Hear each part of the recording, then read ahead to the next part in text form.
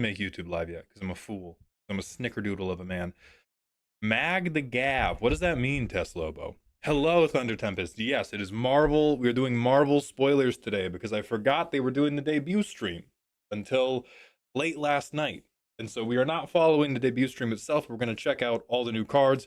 We're going to do, I'm not sure whether it will be a number, whether it will be some type of MC Escher painting, whether it will be a 1 to 10 scale, but how, like, just normal New York is this plane? How bagel and schmear is this set looking?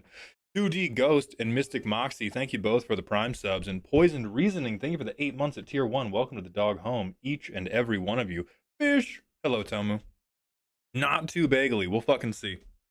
We'll see. If I don't see at least one card referencing the Ant-Man plan for Thanos' little hole.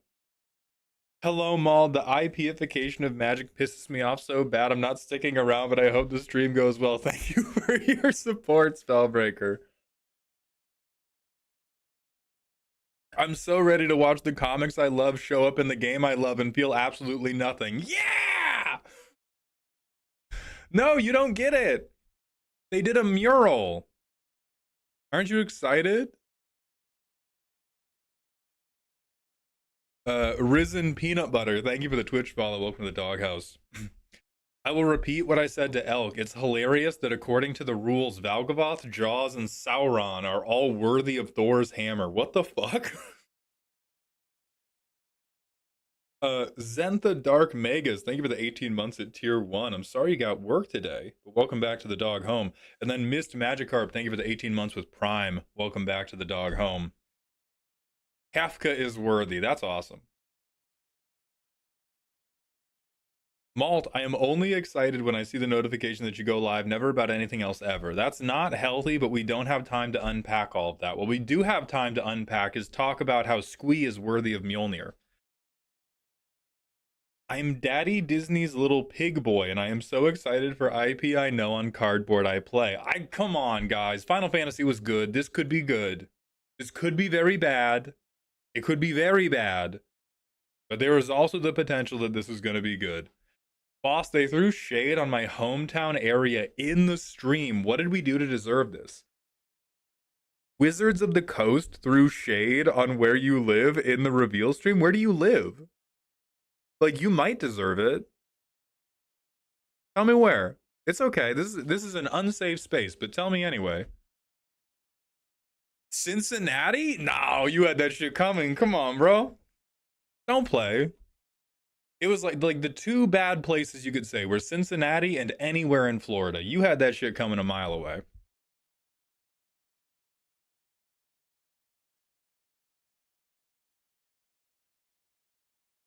The next set is The Hobbit, right? Yeah.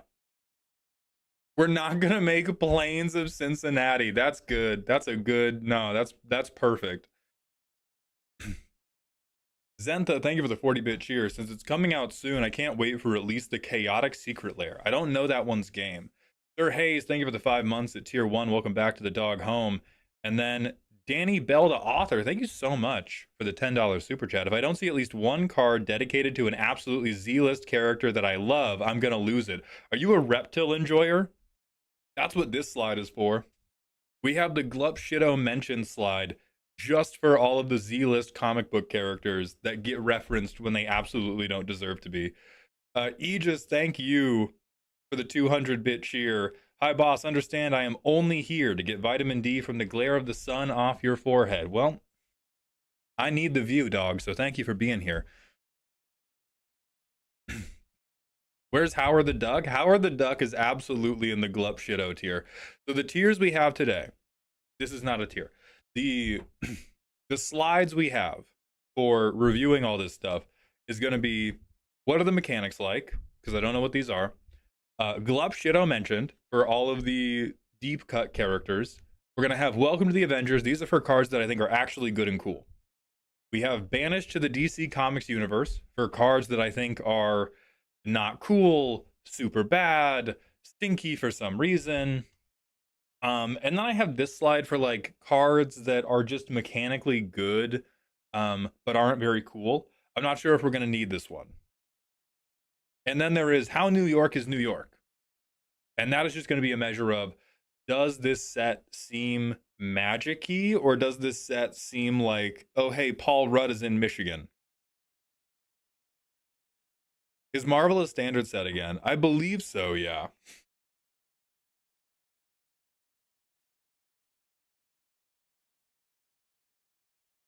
Captain Pancake, thank you for the 3 months at tier 1. Welcome back to the dog home.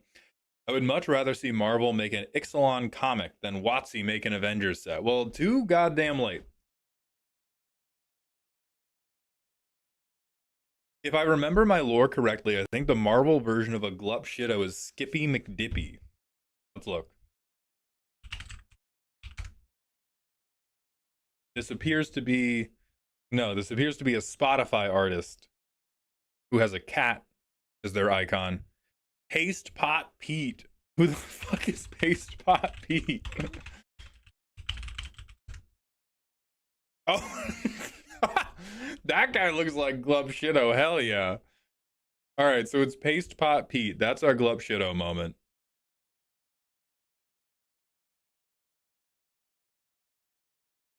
Let me update this. Paste Pot Pete mentioned. Z-list characters I want to see with a card. Paladin, Gravity, Molly from the Runaways, NFL Super Pro. None of those sound like real characters. Paste Pot Pete will be my new CEDH commander. At least this Marvel set is non-specific enough to carry a full set. I think it both is and isn't, right? I feel like the set is going to do well in the sense that it has a large enough cast to do a full set. I feel like the world building is going to fall kind of flat because they have to pull from so many different universes. It's going to be tough to get like, or it feels like it would be tough to get a thematic through line like they did for Final Fantasy. Like Final Fantasies felt pretty coherent. I worry about, I think like each individual Marvel card will make sense. I'm worried the set won't feel coherent. I think it would be funny if they actually printed a Paul Rudd card. Not Ant-Man, just Paul Rudd. He deserves it. I would love to see that. By the way, we have literally a normal man in this set as a legendary. Do we have the Paul Rudd card? Hold on. Wait a goddamn minute. Ginger Boy, thank you for redeeming the exclusive Discord role. Sound off in the Dear Maldhound section, and I will hook you up with that.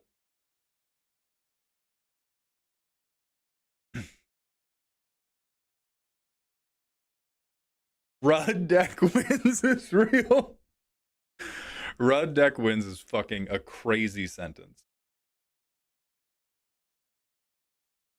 All right, we're gonna hit the manual ad break, and then just start getting into it.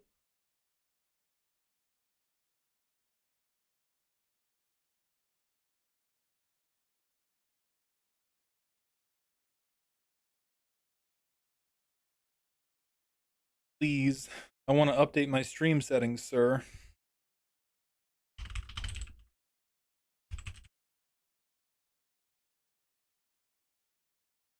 Chris Pratt is gonna get a third card in this set. Chris Pratt, does Star-Lord have any cards? I didn't even think he had any yet.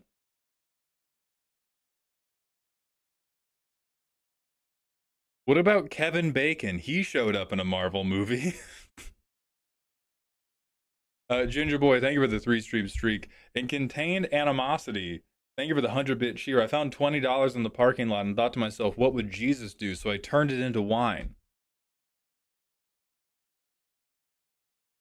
That's a good one. That's probably your best work. That's probably your best work yet. Yeah, so maybe the...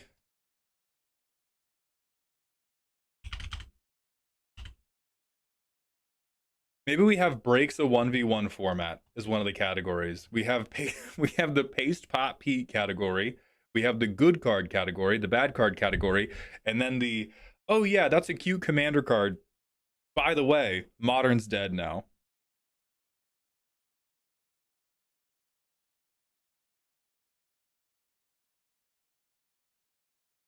Oh, right, Jurassic Park. Yes, we do have Chris Pratt from a Jurassic Park card. Any plans to go back and continue Dokapon Kingdom? I really enjoyed that stream, even if your sanity didn't. I do have plans to go back and continue Dokapon Kingdom. It is Danny, one of the people I stream it with, is traveling right now, and so that's kind of his bag.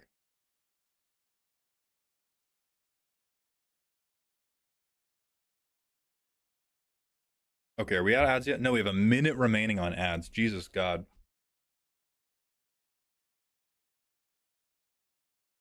Can we give Star-Lord the partner ability that lets him be with his Jurassic Park version? No, I don't think you should be able to have two Chris Pratts jorking each other in your command zone. Bad Cards isn't DC, it's Marvel's treatment of Spider-Man. No, but I think DC works better because it's like, I don't want them to be here. Modern's dead, Aim's gun always has been. Okay, even deader, whatever. Well, no, Legacy's even worse. Holy shit. I can title my Moxfield page Pratfall, though. You go ahead. I'll DDoS you. Modern rules Angie face. Whatever you need to tell yourself. Modern's dead. Why are we calling Pioneer modern? No, Modern's dead. Pioneer's buried. Name a single good 60 card format. I can't. I don't like them. They're not. I've tried standard. Or Pauper, maybe. Pauper. Standard right now, deplorable lie. Not true. Standard right now is ugh. Standard is hell right now. Yeah, standard's not. Veggie has tried to sell me on it. Not a fan. Can't do it. Jay, the 111, thank you for the 20 streams in a row. But what if my WinCon is two Chris Pratts jorking it in the corner? So we got to have a talk about what WinCon means, right? What you do on your Saturday night that you enjoy, like Commander can be that, and what you have just described can be that. You should not mix those two things.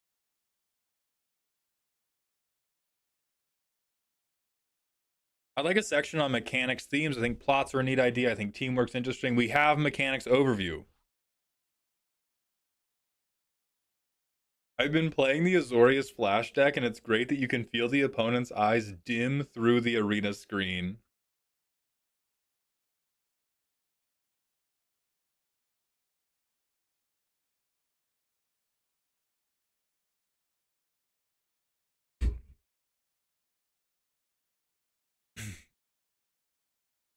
Yeah. Like, and I glossed over it pretty quickly, so it's not surprising.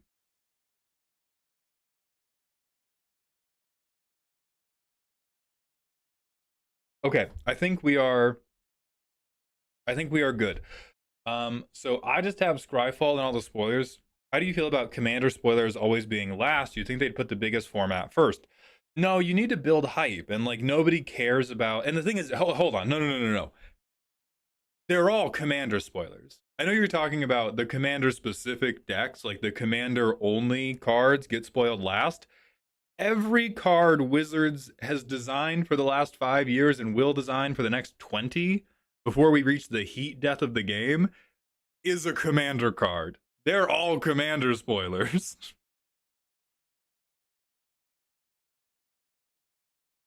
All right, so let's just start with this one got spoiled on a mural, right? Thanos the Mad Titan. He's Mardu. He has Death Touch and Lifelink. He has Power Up. What is Power Up? It looks like Power Up is just Exhaust with a new name.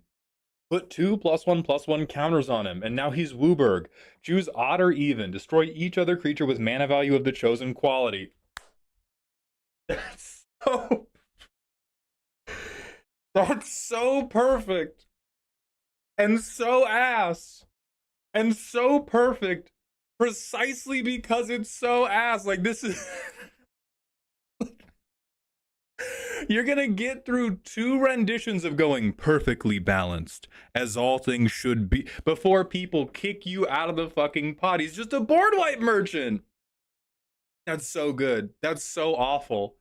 This is perfect. I think as a dunk on everybody who liked Thanos, because they're gonna build a Thanos deck and be like, wait, he's boring. Wait a minute.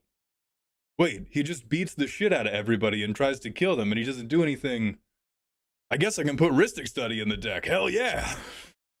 Fuck, that's great.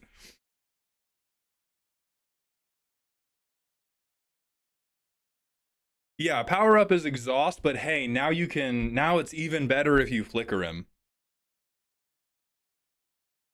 Yay, I can flicker my board wipe. That's fun. Yeah, it's I play teleportation circle and I have a what 3 mana board wipe every turn. So if I had enough mana, I could try to flip it twice and see if I just get a 12 mana board wipe. I mean, you don't even have to see, you can just pick. You don't have to see. I think the power up cost is good. I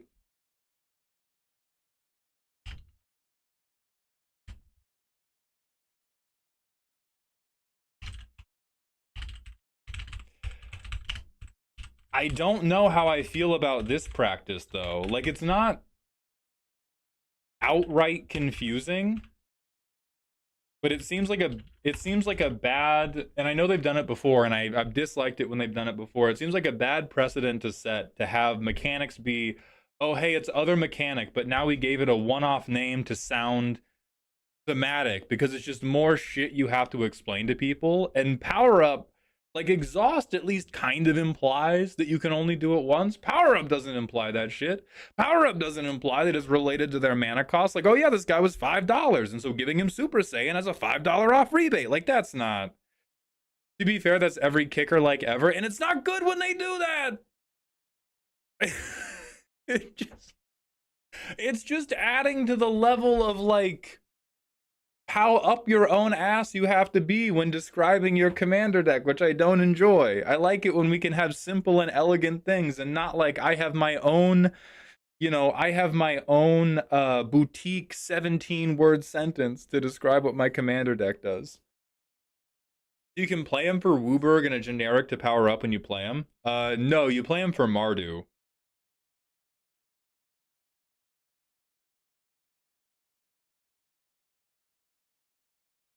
And mana cost, total mana they mean. No. I believe mana cost is just the symbols in the top right. And so even if you're paying, because mana spent is different from mana cost, which is annoying and weird. And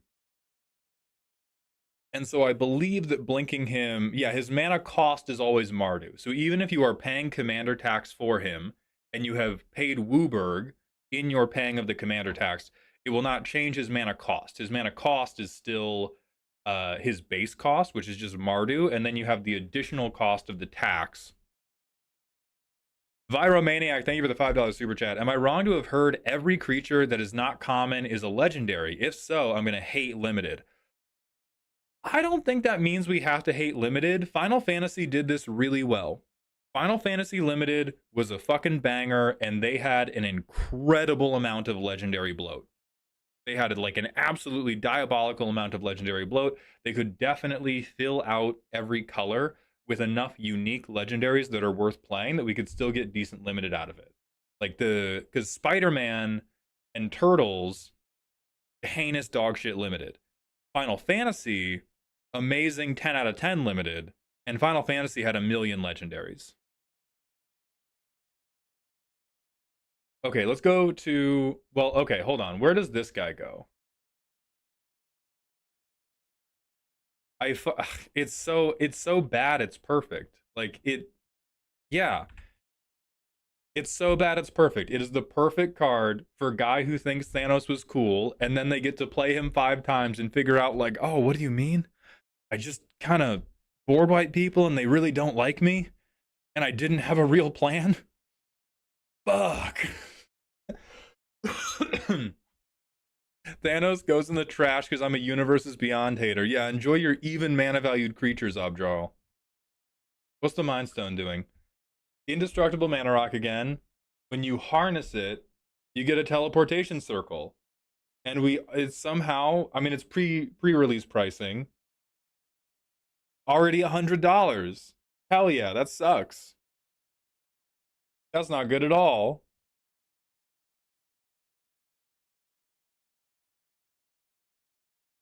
What do we have? What's the vision? Okay, 4 mana, no colors, Vigilance.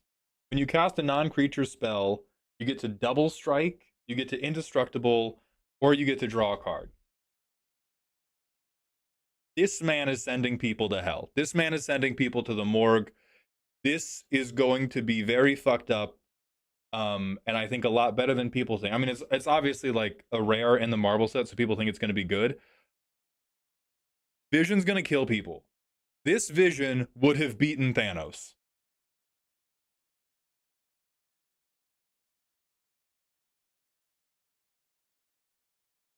Turn every instant into a combat trick. It won't be in, like, they're not turning instants into combat tricks. What they're doing is they're gonna play the Thanos copter, which I'm presuming is the reskin of Urza's Battlethopter, and then they're gonna turn mana rocks into combat tricks. This man is going to ice out his wrist mid-combat. He's going to flash in a normal Mind Stone, not the Infinity Stone Mind Stone, and he's gonna double strike your ass for lethal because they put Colossus Hammer on him. Never thought Opt gave Indestructible, but here we are. I mean, if this guy's not in the command zone, this is like totally whatever. But in the command zone of an artifact deck, super easy to do like cheap instant speed shit. Okay, I think we've seen a lot of this stuff before. Yeah, this is back in December.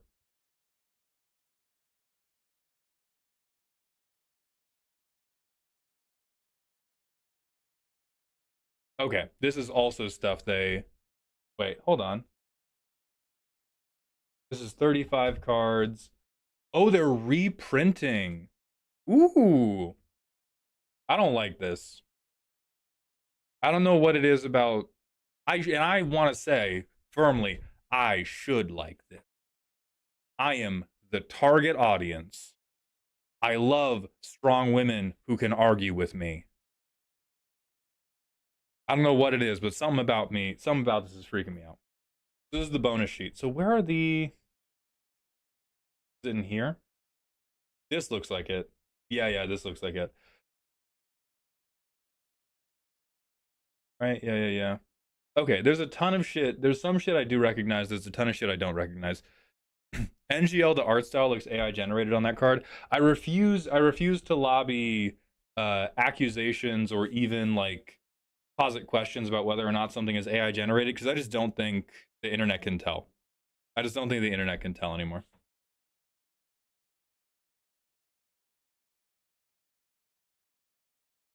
All right, so we have Captain America, Team Leader. Whenever another hero you control enters, it gains Vigilance and Haste until end of turn. Put a counter on that hero and a counter on Captain America. That's Toys R Us as hell, bro. That's so normal. All right. That's good. That's good, solid bracket 2 Taco Bell design. There's nothing interesting happening here, but you do enable somebody to put in every hero they've ever opened and go on your left at the beginning of every turn. Okay. Hero Typal seems so incredibly lame. That's all Typal decks, actually. Unless you like the Typal, then it's good. That's what makes it beautiful. I am going to banish him to the DC Comics universe because I hate Typal decks. But, like, that's the thing about Typal, is they all suck and they're all boring. Unless you like the creature type in the Typal deck, then they're very cool. All right, Doctor Doom. When you discard one or more land cards, each opponent loses 2 life. At the beginning of combat on your turn, target villain you control gains menace until end of turn. It connives.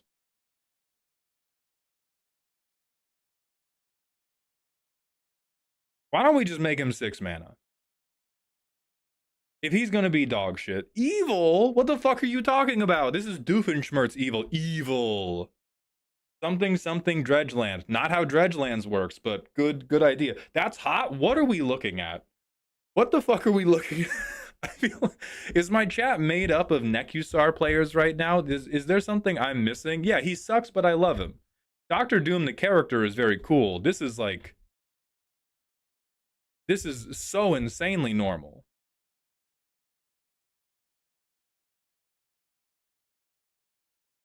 Wizards be loving Connive. I love Connive. I wish Connive was more interesting than this. The Grixis version of Hearthhole, just focus on the land discard part.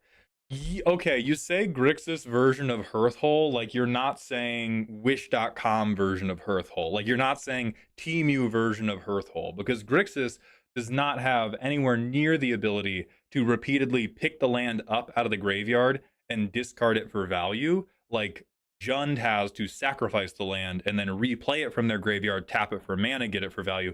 Like you have some value loops you can do here, but this is just going to degenerate into like, I'm playing every wheel and a damage doubler, and then I hope to God that that works. Putting this guy in Kefka could work. It just seems so like, oh, 4 mana. I'm going to draw 1 card and discard 1 card. Lose 2 life. Oh shit, it's 1 or more. You can't even wheel. Oh my God. Oh, my boy. My boy. Yeah, you can't. Okay, you can't even do it. This is, yeah. Stone cold nothing. What's T'Challa do? Enter or attack. Make a tapped Vibranium token. Sure. Whenever you cast an artifact spell with mana value 4 or greater, put 2+1/+1 counters on T'Challa. That's just, he's rich as fuck. He's rich as fuck. And he's going to hit you really hard. That's perfect. That's simple. It's elegant. It's not very interesting. But Selesnya care about big artifacts is at least a little bit different than Selesnya go wide with every creature token ever. That's fine.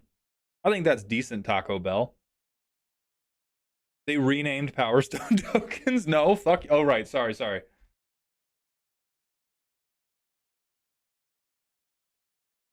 New mechanic. Vibranium.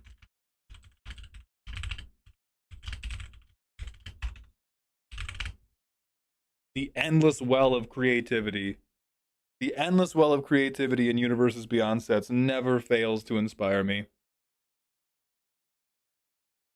That's fine. I like this the most out of these ones I've seen before. I think I've talked about Human Torch on the podcast. This guy is fucked up. He is evil. He is going to kill you really, really quickly. Beginning of combat, flying double strike haste. Like, I think that 4 mana cost is a cherry on top, but you could white out that part of the card and just give him the identity, and it would be more than good enough.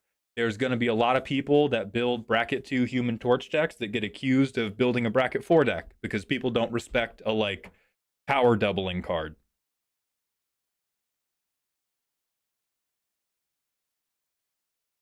Ooh, we're getting a Dark Ritual reskin. That's cool. What's the herb do? I want to smoke some Zaza. If a source an opponent controls would deal damage to you, prevent 1. Every Impact Tremors player. Krenko decks are in fucking shambles right now. You can sack this artifact to sack a creature to bring it back. Wait, you sack a creature, bring it back, it gets bigger, and you become the okay, so that's full flavor. So they did half of this card is flavor, and half of this card is telling Krenko players to go fuck themselves. That's awesome, actually. Yeah. Welcome to the Avengers. That's sick as fuck. Hell yeah. Hey, do you know anybody in your life who plays Group Slug? Do you want them to never have a good time ever again? Get yourself an art-shaped... I did the soft H on the wrong part of that. I'm so sorry. I'm so sorry. I should do better. I would love to clone this card. Ooh. Wasn't this a shitty artifact like 40 years ago? Yes, but now it's from Marvel, so it's good, Fear the Caboose. You gotta think about that. It's from Marvel now. They powercraft Urza's armor, whatever will we do? We'll tell the Krenko players to go fuck themselves. That's what we'll do. You gotta think. Get fucked. No. Blood Artist doesn't matter because that's life loss, not damage.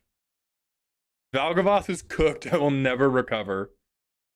Because, like, if you look at how... if you look at the evolution of Commander over time, there's a ton of things where a card will get printed. It will not be relevant because it's not because the archetype that it stops is not relevant in Commander.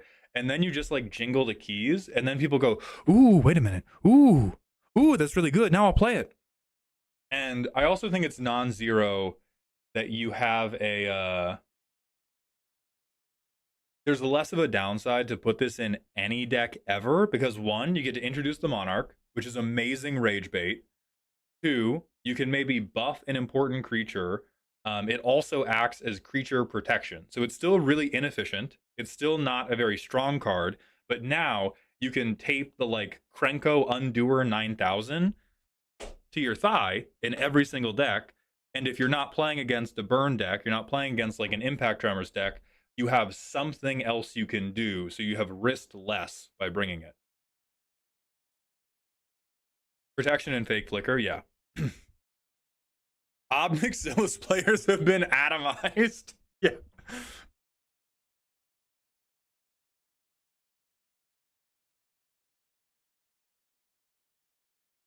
What the fuck is a hit monkey, dude? Can't be countered. Reach, vigilance, death touch, hex haste.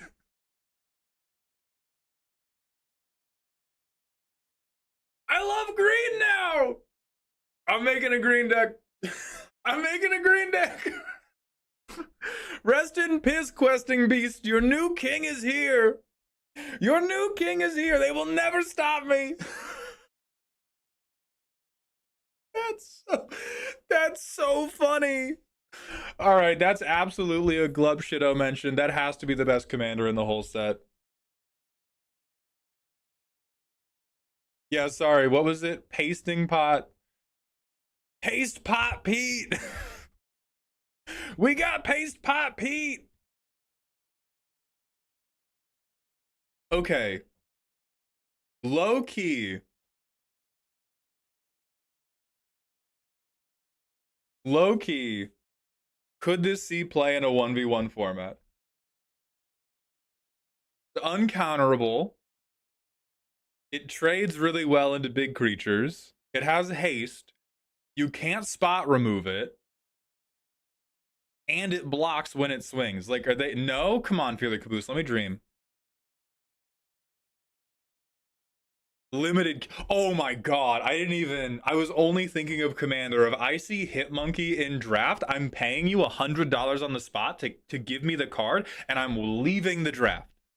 I'm getting the fuck out of there with my winnings. Yeah, this is the draft ruiner 9000. If you ever play this against me in draft, I'm conceding on the spot. Oh, this is Commander only. Thank God. Thank God. Okay. Yeah. We can't get killed in draft. Oh, Commander Precon card. Okay, so it's not gonna ruin a 60 card format. We're safe. This is so fucking funny.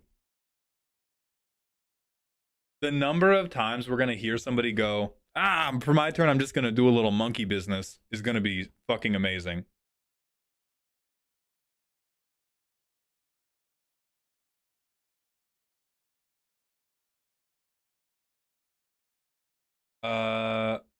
Iron Man Bleeding Edge. Whenever you cast an artifact spell, you may copy it, except the copy isn't legendary. Do this only once each turn.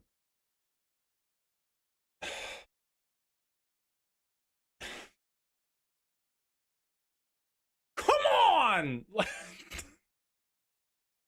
I know it's not new. Everyone's gonna be like, "Oh, we've had these types of effects before," but it's just like, how many ways do we have to invent for people to shit in my oatmeal? How many ways?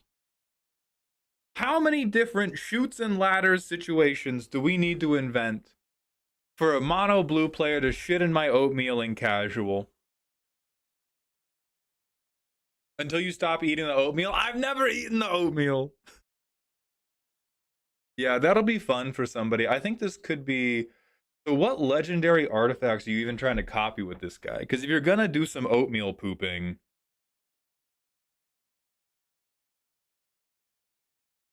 I get 2 water crystals? That's the best one. 1 ring... Oh, Jesus. Okay, now two Buster Swords. Never mind, this card's awesome.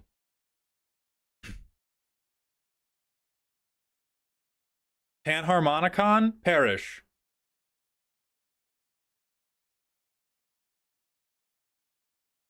Yeah, it doesn't have to be legendary, but if you're not doing it to get around the legendary rule, we've had like a million of these before, so why would you do it? Okay, Loki the Deceiver. 4-mana Grixis. When he attacks, you get a tapped and attacking token that's a villain you control, but it's not legendary and it's an illusion. You sack it at end step. Whenever one or more villains you control deal combat damage to a player, draw a card. So close to greatness. Even if we made him more expensive, let me take other people's creatures. This is cowardly. Right, villains only and villains I control only is so fucking neutered when it doesn't have to be. It doesn't have to be that neutered. Let me hit them with their commander. I deserve to hit you with your own commander, and it should just be like it should make a villain illusion or something. I mean, like, we break legend rule, you can probably do death triggers, but it's this is so almost sick. Loki normally pretends to be heroes anyway. That's what I'm saying. Like 90% of his tricksterness is him copycatting the heroes to fuck with them. But the fact that we have to do, like, this is such a cool idea that we now have to do my deck is villain Kindred is... Well, I think he's probably a face commander of a precon, right? It's either face commander or backup commander. And so he's getting hosed by the fact that he's a precon commander. He's backup. Yeah. What a fucking shame. Ooh, hell yeah. All right, 4-mana Selesnya. We become the Monarch. That sounds good. Beginning of combat, put a +1/+1 counter on target creature. When you attack the Monarch, you gain double strike and trample. That's sick. I like this one a lot. That flavor text is hard as shit, too. I'm not even going to read it because I can't do a good voice for it. That's good. All right, so unfortunately, Selesnya is coming out on top. Yeah, hit me back. Play the Monarchy, tap your creatures with Convoke just to do it. Look somebody in the eyes like, don't you want the card? I know you want to draw the card, Jared. Take the Monarchy. Come on. Take it. What could happen? What could happen? And then you explode. That's sick as hell. Yeah, straight to...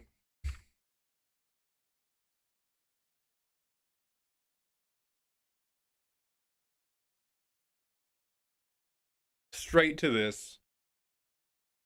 Oh, and it's any creature. And so you can just give it, you can just do Wakandan arms dealing. Oh, that's so cool. Because you can do it to yourself, you can do it to Jeremy, you can do it to Lisa, you just whatever. And then you just dogpile the fucking Monarch. This is great. There's going to be 2 million decks for this commander that are just called Try It Bitch. And it's going to be all about giving yourself the Monarchy just to get it introduced. And then you're going to Voltron everything. Oh, that's pretty good soup. That's pretty good soup. Oh, it's your turn only. Never mind. All right, you still beat the shit out of people with her, though. Yeah, but the keywords don't matter for your opponent. That is true. How do we... Can we break that? No. Veggie would have a short already. WotC would never make a card that politically good. They printed Brina. Yes, they would. They made Brina.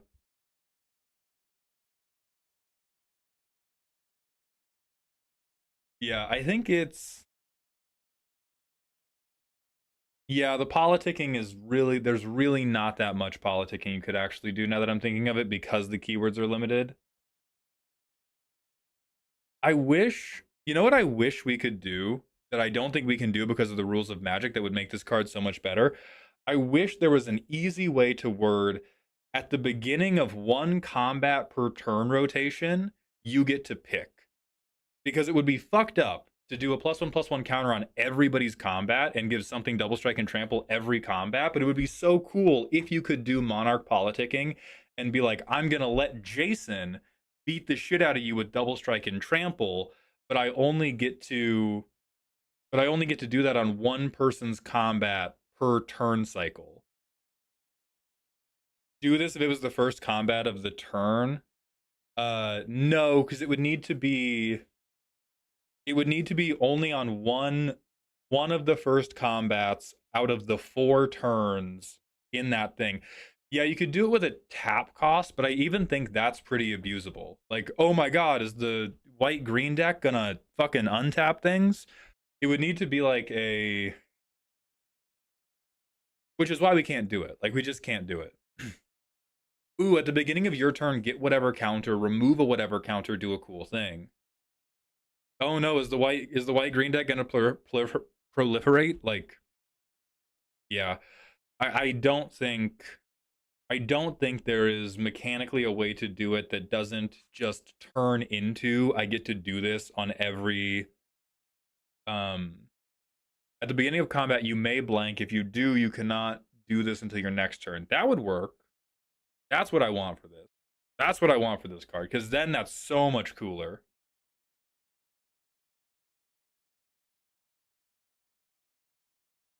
Okay, we have Shuri. Shuri being Selesnya seems weird to me. Because isn't her thing like she's smarter? Like, isn't T'Challa supposed to be the, like, they're both white because they're both like rule of law in the monarchy, da da da da da. But like T'Challa's thing was I'm gonna beat the fuck out of you, and Shuri's thing was I'm gonna do science. When she attacks, draw a card. You control artifacts, and if you control 6 or more creatures you control, get +2/+2. Okay, that's fine. That's wildly uninspiring.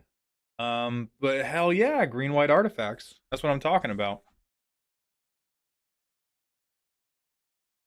That's where's. I need a slide for.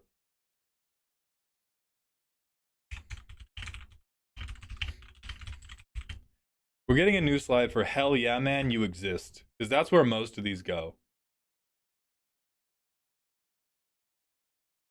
Look at you being printed on a magic card. Look at you, Shuri, being printed on a magic card. I'm moved nearly to tears. Look at you, Iron Man.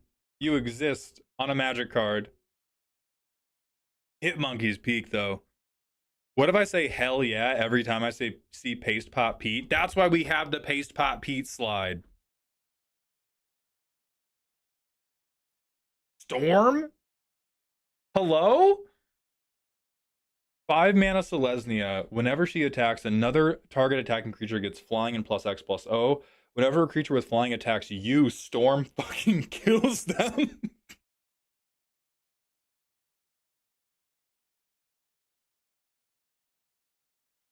Okay, I'm super down to hate on Angel decks. That's... Oh my god, my girlfriend has a bird deck. Guys, my girlfriend's favorite deck in the entire world is Choco. Nobody can tell them about this. Nobody can tell them about this. This is a great apology. My glorious queen. Welcome to the Avengers. Hell yeah. I'm gonna tell them Jesus. Like, I'm sure you can do some funky stuff with the, like, you get to double Voltron, whatever. I'm gonna tell Z, babe, I've turned over a new leaf. I've finally built my first green deck. Now we can play our green decks together. And they're gonna vomit out 80 birds, and I'm just gonna put up the fucking Iron Dome. Oh, that's so sweet. Oh, I'm gonna get in an argument about this, but it's gonna be worth it. Do their birds fly? Yeah, they do. Yeah, they play a lot of flying birds.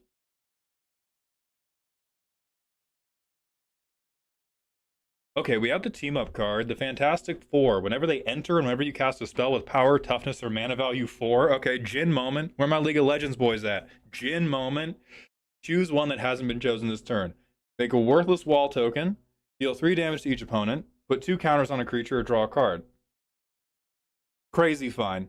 Crazy fine. The best part about this card is it gives you a deck where you can just yell 4! Hell yeah. Hell yeah. 4 Kindred goes hard, why not? That's what I'm saying, dog. That's what I'm saying. Close enough. Welcome back, Omnath.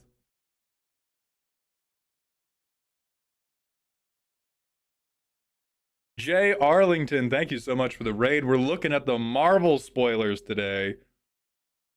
This sure does exist. Who had that 4/4s for 4 deck? It was somebody with an Omnath deck. You do the you do the F4 hand thing every time you play a 4. What's the F4 hand thing?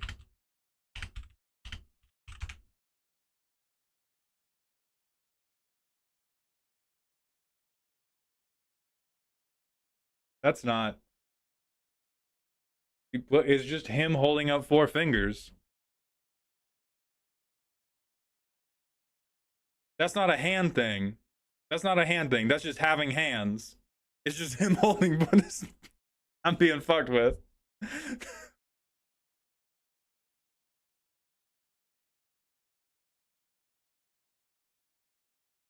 Okay, this shit does exist.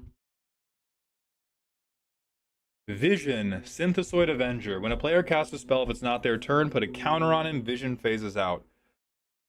That is, honestly, you know what? Props to them. This is kind of heat. Much like the heart-shaped herb, this is a stone cold nothing card that does an okay job of hosing one strategy in particular, which I think is the most fun thing anybody can do in bracket 2. So I'm down with it.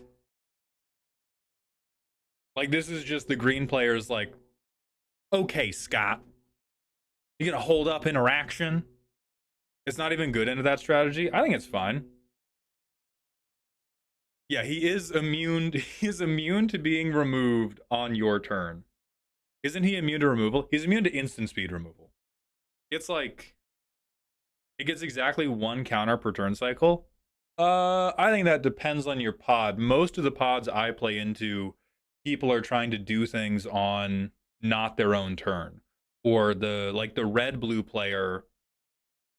The red blue player is trying to do multiple spells on other people's turns, or you're the red blue player and you just stack up a big flying threat. Like, this is also a storm backup piece. Maybe that's really where it goes. It's not good either way. No, it phases out.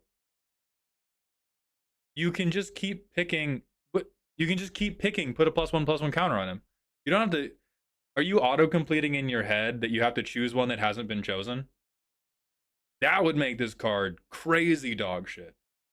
But you get to choose. You can just keep, right? You can play him. You can be the Izzet deck, and then you go like, okay, I cast 5 spells on your turn. You are auto. I've had that happen many a time. The card is better than you think. It's still mid, but you're either the green player and you're like, please stop storming off on my upkeep, or you're the storm player and you're like, I would like the world's angriest bird after I have stormed off on your upkeep.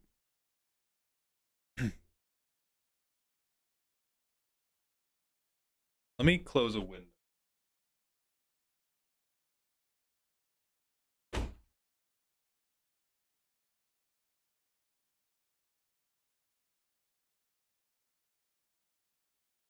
You know what I really want to see happen? I want to see one CEDH player try to make this work.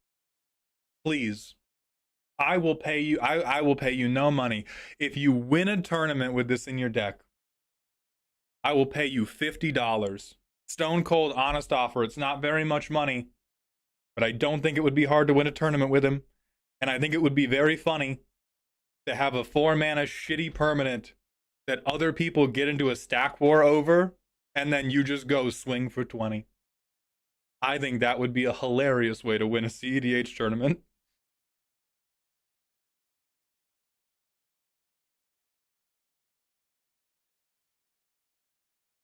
For that, I will cut a land from Rogsai and just play as normal. That, hey, that's how we change the culture. That's what I'm thinking, Dark. Like, the problem with him is, like, it's still bad because it's 4 mana to do nothing proactive.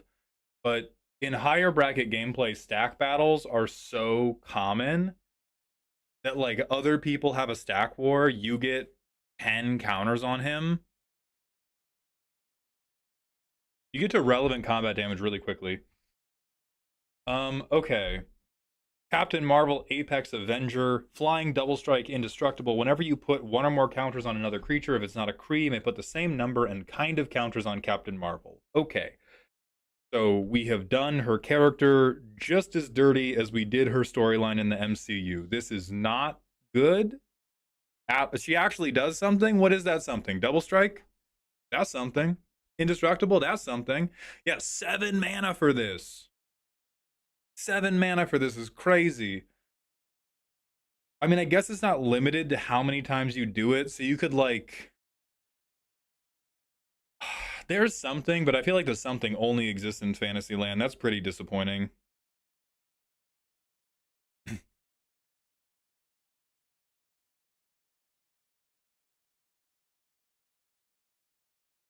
All right, we have Nick Fury. This is probably the other commander for the Jeskai Heroes precon. Heroes cost 1 less whenever you attack. Check top 4, get a hero. That's my guy. That is my director right there. That's so normal. Samuel Jackson. Yeah, super fair. Nothing cool happening here. But yeah, people who want to play Hero Kindred get to play Hero Kindred. Good for them.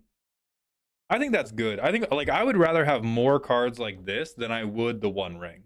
I think it is healthier for the game if we get way more cards that are just like, hey, look, it's the guy you like, and he does a totally normal thing that is well within the bounds of Magic, than it is when they go, here is one of the most broken cards of all time. Buy our bundles, buy our bundles, buy our bundles.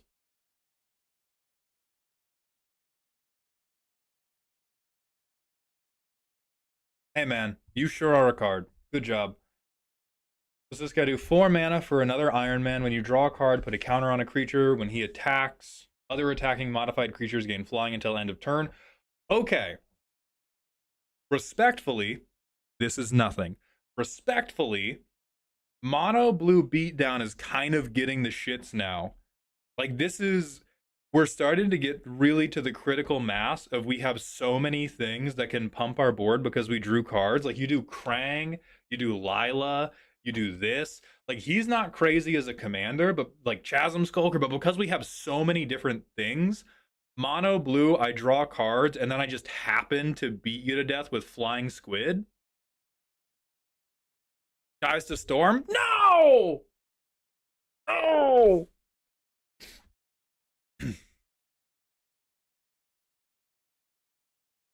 Yeah, this is my Rafine deck. Oh, for sure. Yeah. Yeah, it's a Danny Pink kind of card. But the only thing holding Danny Pink decks back was that we didn't have a million of these types of effects. And now that we're getting a million of these types of effects, like, Danny Pink stocks are going way up.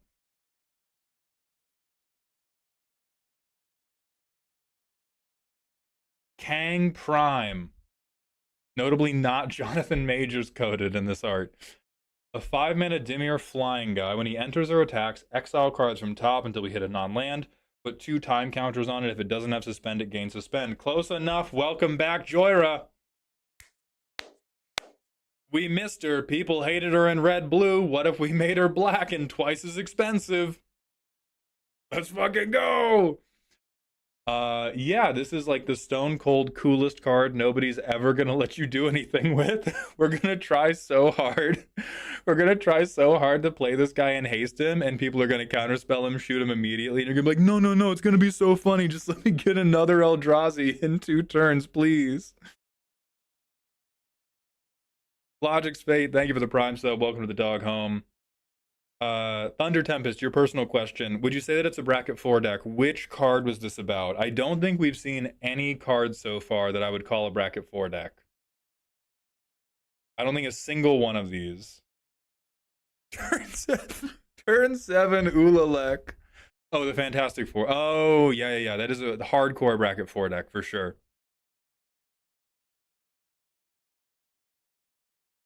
Then we have Lady Loki. Okay, she bad. 6 mana mono red. When you cast your first instant sorcery or villain, exile it, then exile cards from the top till you exile a non-land. Deals damage to each opponent equal to the difference between that spell's mana value and that non-land card's mana value. You may cast a card without paying its cost. That's hot. Not even that hot, SMH. You're wrong on every count. That's sick as fuck. I will be playing that. I will be turning lightning bolts into Eldrazi. I will be pinging you for 25. I think the only thing that's not going to work well about this deck is trying to balance like ramping to 6 mana quickly and then having enough cards in hand to do this. But there is something wicked there.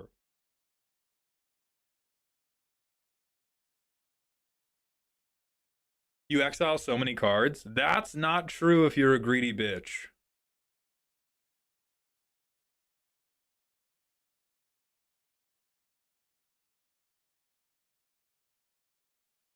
She exiles the first spell, by the way, so you can't even get that one. I don't think that's a big deal, right? You just do like, you need to have, I need to have a bunch of 1 and 2 mana spells, and then I need to have a bunch of 1,000,000 mana spells, and then I need the bare minimum amount of ramp to get me to 6 mana quickly. And then I just hope that I turn my 1 mana spell into a 12 mana spell. And if I fail, on the next person's turn, I do another 1 mana spell. And so it instant casts as well. Yeah, it's ritual, gamble, gamble, gamble, gamble. And you can gamble 4 times a turn cycle. And then you just fucking pray.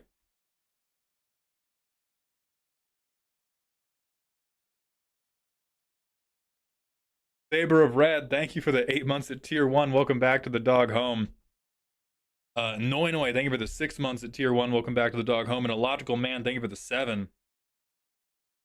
Big win. Congratulations on no longer being unhoused. Where's the red top deck manipulation when we need it? We do not deserve it.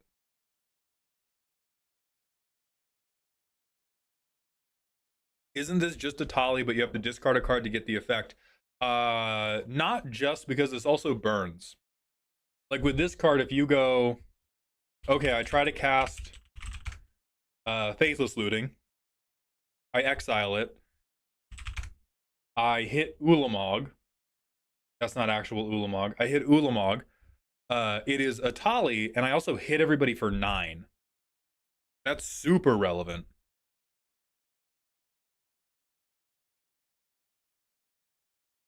Yeah, and you can do it over and over and over again. Like, I can play this creature, and then if you let me untap, notably she's got no protection, shut the fuck up. What do you want, man? What's wrong with you? Fuck you. Why are you acting this way? Super removable? No, she's hexproof. Because I will cry really hard if you ever target me. If you ever try to remove her, I will cry so hard.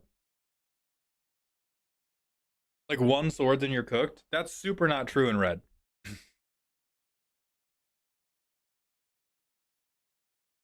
Like, for 1, red has a number of protection effects, and 2, there's just like so many ways to get around that. You can have indestructible equipments, you can have redirect effects.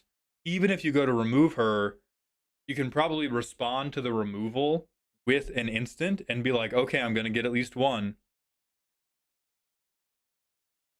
Uchu Tammy, thank you for the Twitch follow. Welcome to the doghouse.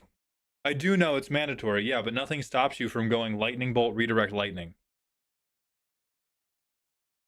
If you redirect, don't you get something random? If it's the first one you've done. But if it's not the first one, then you just cast a normal spell.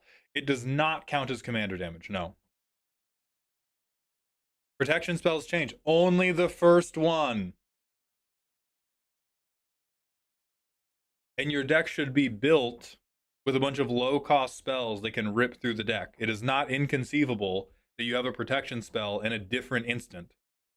And so if somebody targets her, you go, okay, Faithless Looting, you can't do Ren's Resolve. I don't know enough of the instant speed ones. Maybe it's like Thrill of Possibility instant.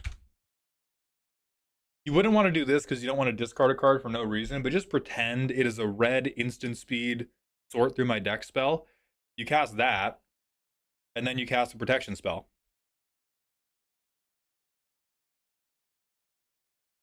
Yeah, or you can just use equipment. There's plenty of equipment with flash. There's ways to give your equipment flash, which is like, again, you're kind of up your own ass.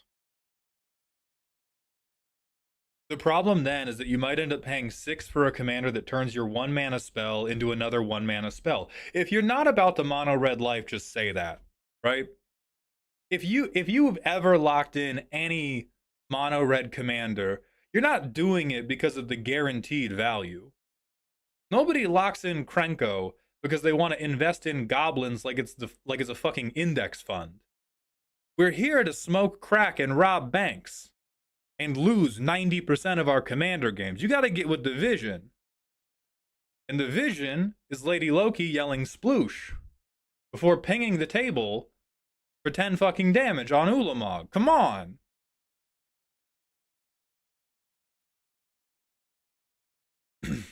How would that work with the artifact creatures that are like 7 cost and a 3 cost prototype? The way you want. The way you want, for sure.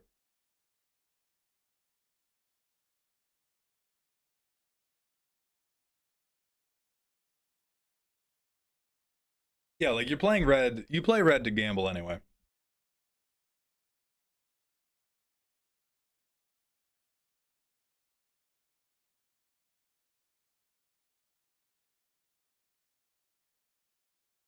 I play Pact of Aggression, flip into Emrakul the Promised End, take 14 damage, shithead. Exactly. Have we looked at Squirrel Girl yet? Is Squirrel Girl out? It is. Do you like squirrels? Whenever she enters or attacks, make a 1/1 squirrel. I love squirrels. 4 mana, make X 1/1 squirrels, where X is the number of squirrels you control. And she trades with Thanos. Perfect card. Perfect card. That's really dumb. Um, yeah, that's really fucking stupid. And it's amazing, and I'm gonna lose a non-zero number of games to this bitch. I'm gonna lose a non-zero number of games to somebody who has spent 5 turns ramping, yelling, I love squirrels! Not a tap, huh? Nope, not a tap. Contained Animosity, thank you for the 100-bit cheer. Man, that Squirrel Girl card is nuts. Perish, please. Cryptolith Rights is infinite? Oh no! The green mana outlet went infinite again. Call the Associated Press. Call the Hague. I know I don't look excited. I'm on the phone with the police right now. Don't worry, I'm taking this very seriously. We have to take this very seriously. The Chatterfang players cannot be allowed to know about this. This might be the secret that finally allows them to complete an infinite loop.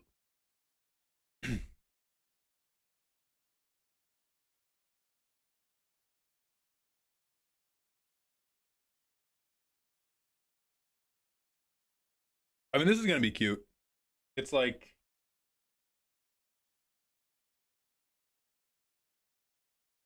It will be cute.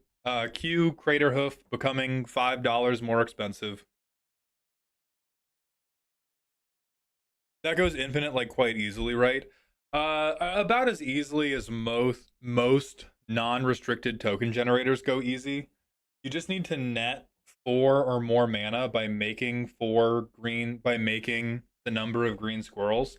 So if you're in Chatterfang and you have like a Phyrexian altar and an activation makes more than 4 squirrels, you get infinite squirrels, infinite mana. Yeah, if you have Balin and you have a critical mass of squirrels, you can make enough to tap them for the 4 mana. Because Balin's ability doesn't require them to have haste. Like, don't you need a haste enabler, Summoning Sickness? Not for most of the stuff you can do. You need a haste enabler if you want to do like Cryptolith right. But stuff like Balin, this is a Balin ability. It is not a creature ability. So Balin can tap them for this when they're summoning sick. Or if you're doing the Chatterfang thing and you have like, ha ha ha ha ha, I'm killing all my squirrels because I'm the fucking devil. If you just make the squirrels, you can feed them into the wood chipper.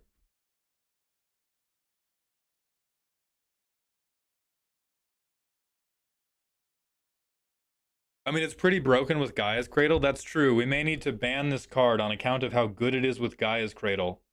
Thank you for realizing that. I appreciate the call out. We may need to restrict Squirrel Girl on the basis of how powerful Gaia's Cradle is.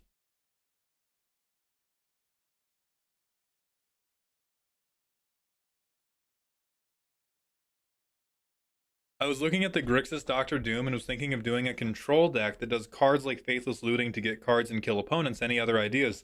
I would really not recommend control. The reason I would not recommend control with Doctor Doom is, number one, the Doctor Doom card's very bad.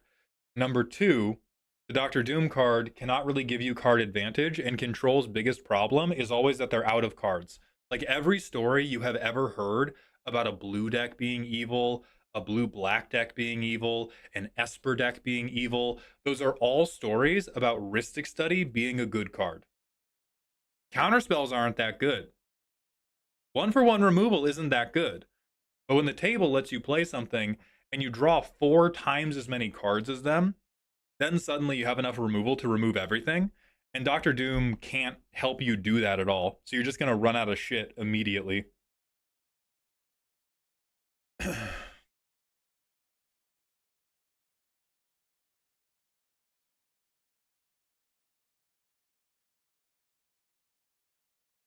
Like, you can still build Doctor Doom, but I just don't think it's a very good control deck. Anything interesting at all in this control deck? Yeah, or interesting at all in this set? Yeah, Hitmonkey. That's my guy. That's my fucking man right there. That's my sweet boy. Could have said no, but that would have been a lie.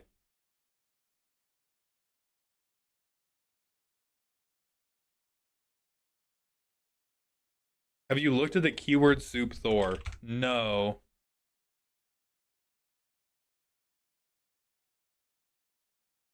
This is not keyword soup, but it is a Thor. 5 mana mono red on ETB. Take an equipment, an instant, or a sorcery. You can play it from your graveyard. When you cast a non-creature spell, shoot somebody.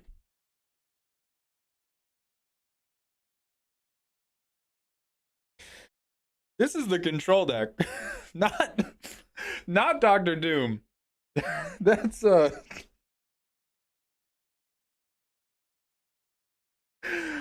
oh my god, that's dumb.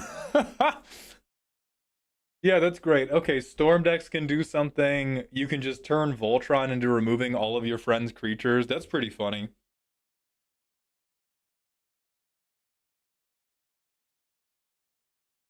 There's a Boros Thor. Okay, hold on, let me find him. We'll look at that in a second.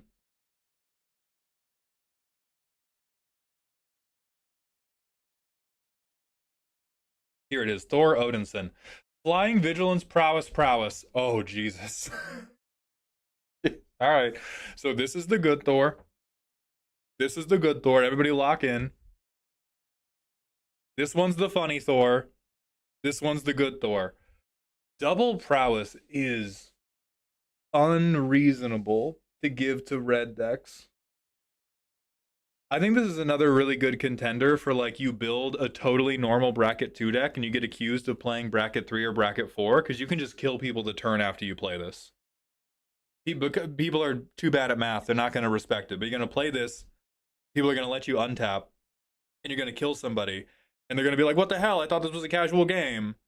You just cast your commander and then 6 additional spells. And then I died. That doesn't seem fair. Draft uncommon, by the way. I'm less worried. I'm less worried for draft because fueling prowess is harder.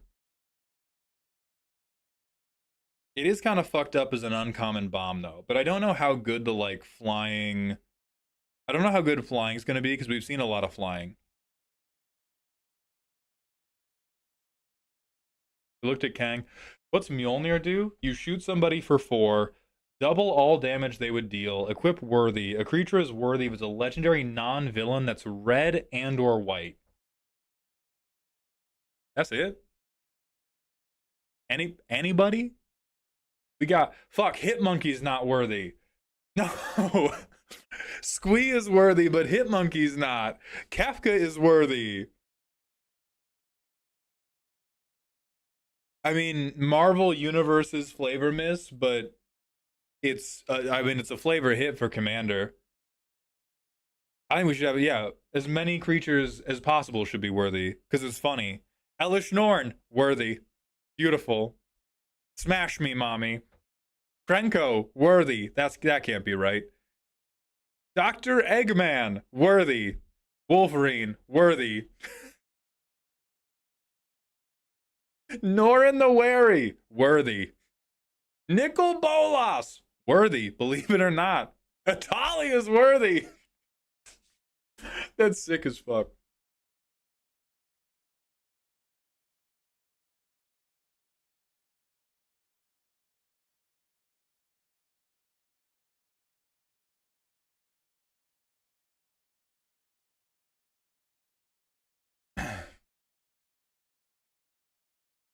I mean, like, is this gonna be the new Colossus Hammer for a number of decks?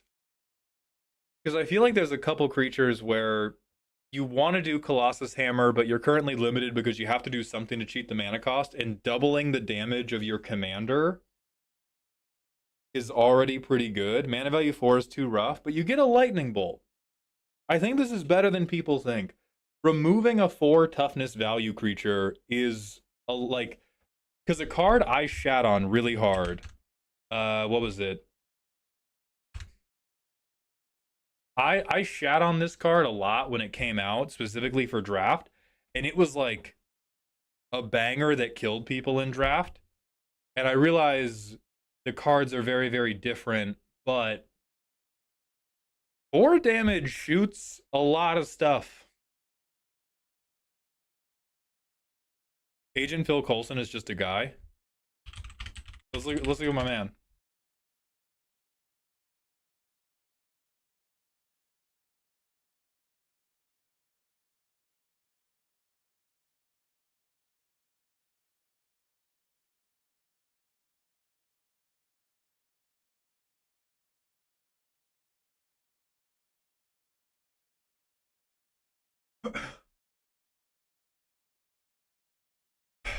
All right, so we're just gonna look at Strixhaven now. I'm done with this shit. We're gonna look at some Strixhaven cards now. I can't. Yeah. Ooh, this one looks cool. Notably worthy. God damn it, he is worthy. Why is this normal white man a bear? I don't know.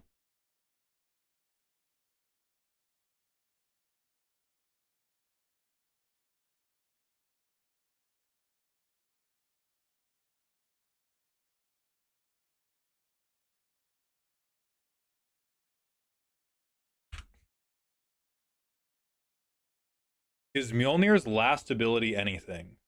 Oh, the like discard to deal damage? Fuck no. Absolutely not. Oh, each creature. I thought this was each opponent. Um, actually, that last ability pushes me over the line to be like, this card is actually way fucking better than people are gonna think it is. This pushes it to, you could put this in every bracket 2 deck that had red and it would do better than you think, and you could put it in most bracket 3 decks that have red and it would do better than you think. And then you can't play it in bracket 4. But this is gonna be my new Buster Sword, where I'm gonna get up on my little soapbox and I'm like, nope, you should put it in fucking everything. It's really fucking good. Being able to board wipe the token player if you don't have a thing to put this on, and you can shoot somebody's commander, and you can turn your commander into a Voltron damage threat, or if you're Spellslinger, you can put it on like a legendary pinger. Yeah, and it's an ability, so you can't counterspell the board wipe. Yeah, there's so much this. Actually, this card is insane. Yeah, oh, Vivi! Vivi is worthy. I need us all to think about Vivi. Vivi is worthy. Ooh. Ooh. My large child with the rotund ass is very worthy. And he is going to pick up this hammer and yell, "Vivi Trigger!" And then you're dying instantly. Yeah, no, this is so strong. Uncounterspellable board wipe. It's great for Voltron. It's great for Spellslinger. And it can remove most creatures when it enters. Immediate staple. Immediate staple. Putting this on the tier of Buster Sword is maybe the hottest take I've ever heard. So let me be clear. It's not as good as Buster Sword. It is, I called it my Buster Sword because when I talked about Buster Sword, I was saying this is good enough to go in basically every deck you play ever outside of bracket 4. And I think this card can also be considered that good. But it's not one-to-one as good as Buster Sword. But every, like, I think, because I'm trying to think about it this way. How many games of Commander do you play where it would be valuable to wipe out tiny creatures? For me, 80% of my games. How many games do you play where you have a legendary creature where it would be valuable to double their damage in red? I said wipe small creatures for a reason, Sarah. I specified. I'm talking token players. I'm talking aristocrat synergy pieces, etc., etc. There's a lot of setup pieces that are like 2 mana that it would be valuable to wipe out. And how many games would it be useful to remove one medium-sized creature? Every game. Like, I just think it's a I think it's a very incredibly low downside card and incredibly high upside.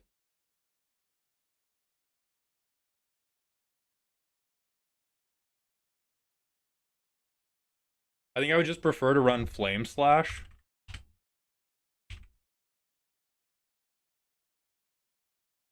I mean, that's bait. That's bait for sure. How expensive will this card be? I feel like this card will be slept on. Buster Sword was not slept on. It will still be expensive because it's a mythic rare and it's a very recognizable card.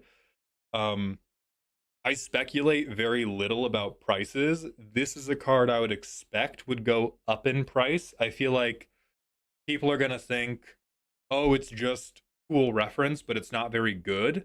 And then the more you play it, the more you're going to be like, pretty good. But again, that is for like every bracket 2 deck, more bracket 3 decks than you think, basically no bracket 4 decks.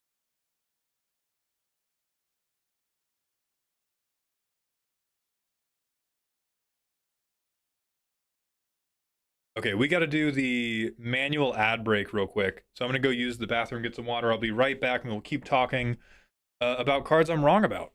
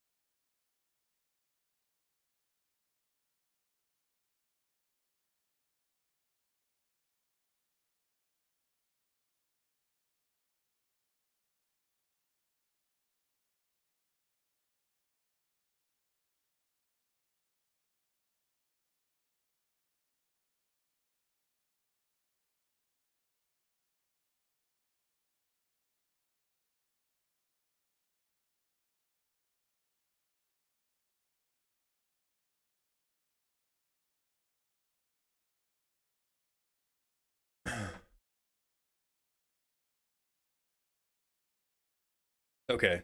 No, we've not talked about Iron Fist. What do you think about the new land cycle with cards like Hidden Lair? Dope.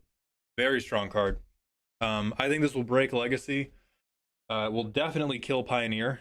We won't be able to play any more of that after this. Um, is this like, is this something that has been spoiled so recently it hasn't caught up to Scryfall yet?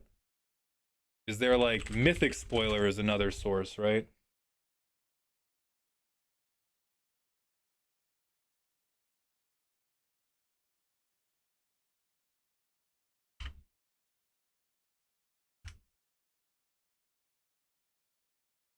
Yeah, that's Sliver Overlord.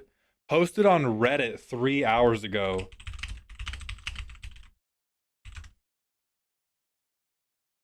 Okay, now we're a proper React streamer.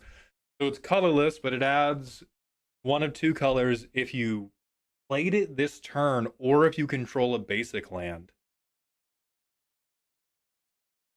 That's good. That's real good.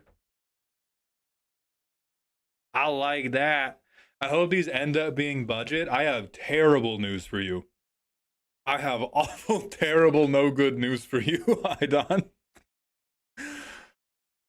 Yeah, a rare cycle that fixes two colors really well. These shits are about to be $15 minimum.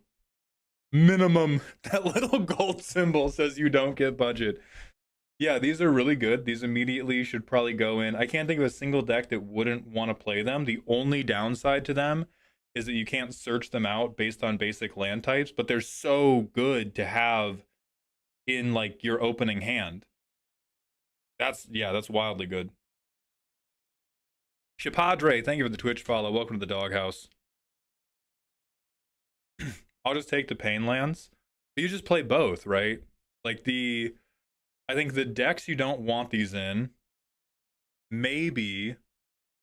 Like here's the thing: you want them in two colors because in two colors you're almost always going to have a basic. I think you would accept them in three colors pretty readily because you still might have a basic, or like the situation I'm thinking about is you have a turn one play that is a turn one or a turn two play that is mana restrictive, but if you get the turn one or turn two play, you are not as fucked. And that's what you would want it for in three color. And then in four color and five color, five color, you want stuff that covers three lands.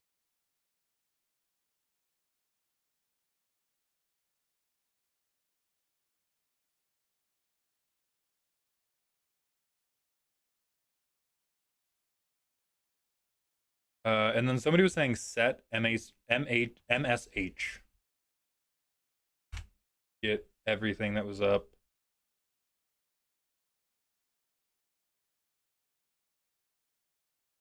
Okay, we have Avengers Assemble. Heroes get +2/+2. Flash. Beginning of each end step, you attacked with a hero. So normal. So normal. Cortheus, thank you for the prime sub. Welcome to the dog home. If you're getting Commander Burnout, don't be afraid to take a little time. Very normal. 5 mana mono white Captain Marvel. 5/4 lifelink. Get a +1/+1 counter, an indestructible counter. Outrageously normal. Sure. Fine. I mean, Flash for a 7 mana 6/5 with flying and lifelink is not a terrible combat trick, but it is one of the cards of all time. Oh, but she's a Kree. Oh, that's interesting.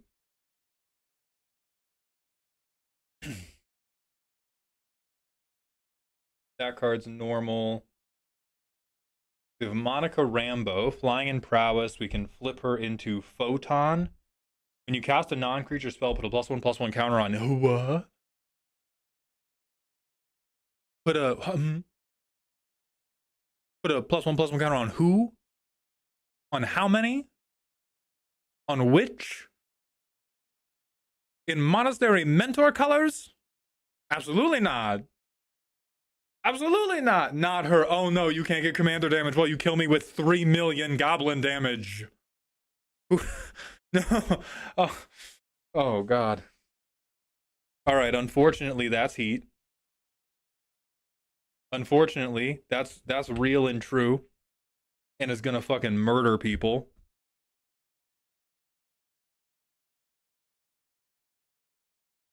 What does teamwork do? As an additional cost to cast this spell, you can tap creatures with power 4 or more. So it's like Convoke, but for Schmeat. Choose one. If it was cast using teamwork, choose both. Exile a creature with toughness 4 or greater, or exile an enchantment with mana value 4 or greater. Okay, cool mechanic. That sucks. That's not.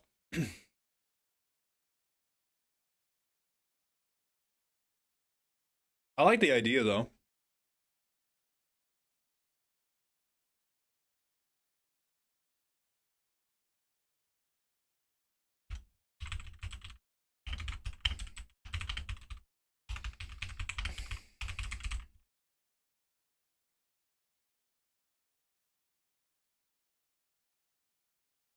I've seen Sentry.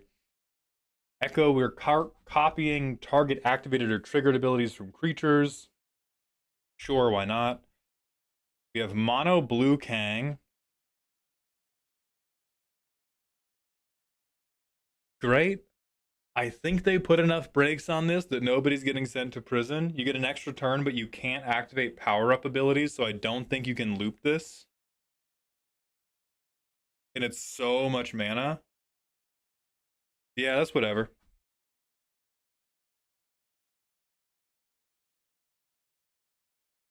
Flicker?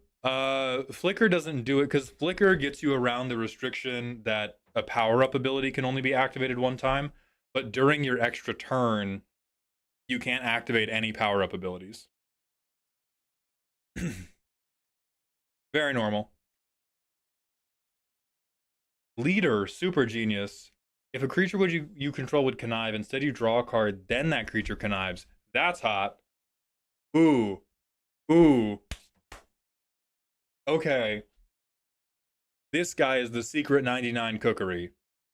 He should I don't think he should ever lead a deck himself, but he's gonna be the best card in the 99 of so many connive decks that did not work.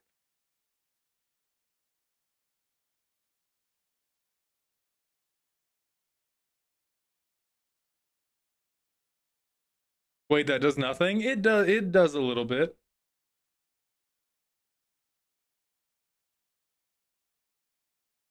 Oh no. Whenever a player or permanent becomes a target of an ability you control, draw a card. This ability triggers only once each turn. Not Loki, god of I'm touching you. This bro is the god of wet willies.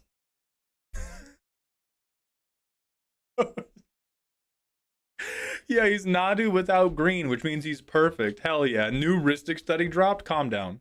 Calm down. Loki, god of being an annoying little shithead. Amazing card. I'm running it in every blue deck ever.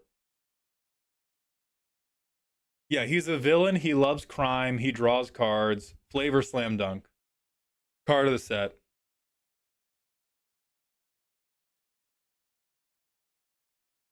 Okay, Mr. Fantastic cares about tokens. I don't give a shit about that. Ooh, your boy does love a big clone spell. Your boy, your boy does adore a massive clone spell. I'll probably run this and like we have an enchantment that does this. I like more cards that do that.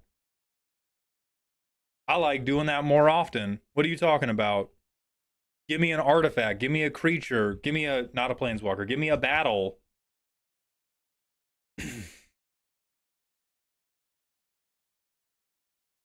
What do we have for Secret Invasion? We get to who's texting me? Dog. On enter, exile something until this leaves. Enchanted creature becomes a copy. Ooh. Ooh. I'm fucking with that. I'm about to annoy the shit out of somebody with this. That's amazing. That's amazing. Weird Sheltered by Ghost? Yeah, Sheltered by Ghost if it was fucking awesome. That's really good. What's Mono Blue Shuri do? Artifact spells cost less. Target artifacts become clones of something else. Sure. Somebody will break something with that.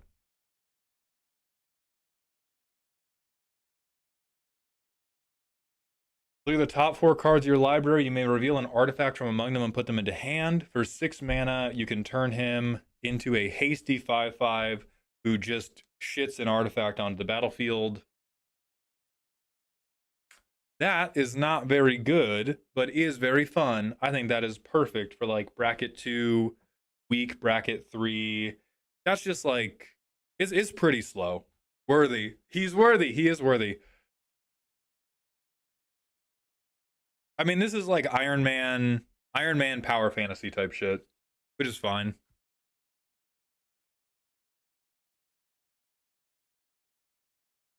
Hell yeah, dog.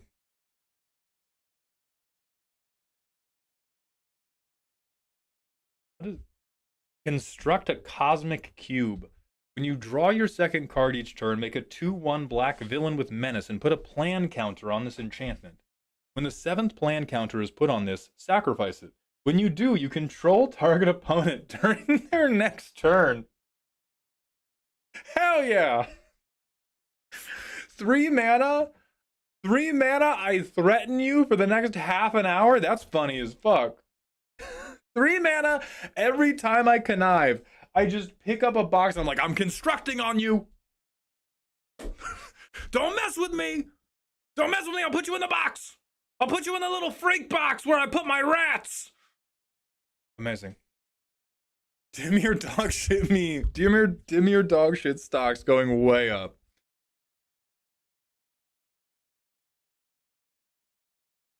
Little Mix Doom, thank you for the 95-bit cheer. Please look at Worlds Within Worlds.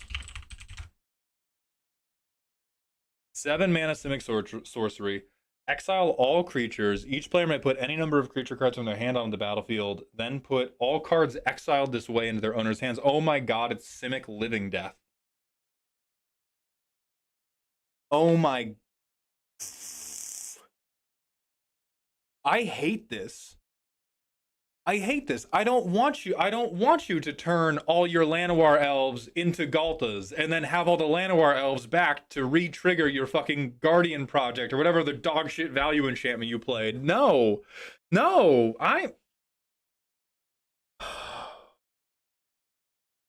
Is it fair? Completely. Am I going to crash out? Totally. Totally.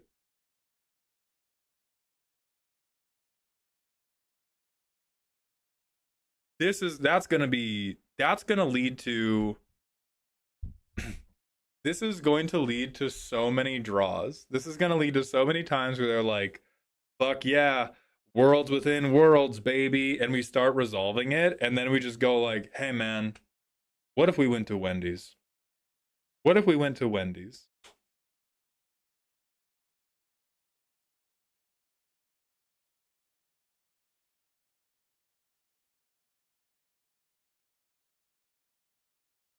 Thunder Tempest, thank you for the 6 bits. The Fantastic Four go infinite, by the way. I think that makes sense. Yo, I can use that to earthbend so much shit. You gotta lay down. Thoughts on Kingpin?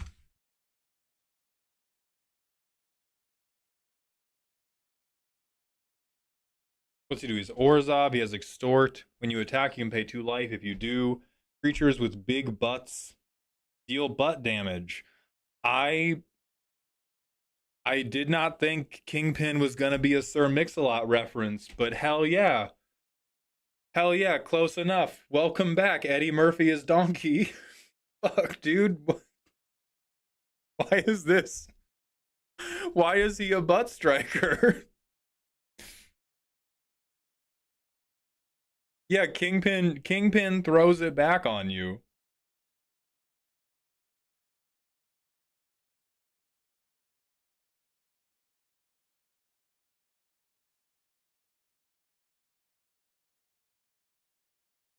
That's funny as hell.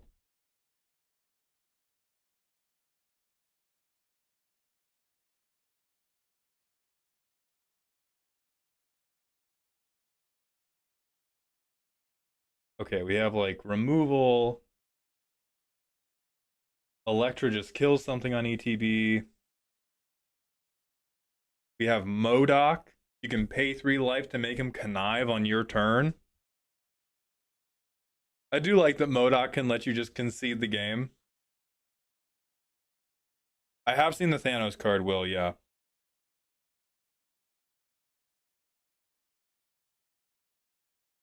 What does Iron Fist do? When you say Iron Fist says when you cast a spell that targets a creature you control, he gains deal damage equal to his power to any other target until end of turn.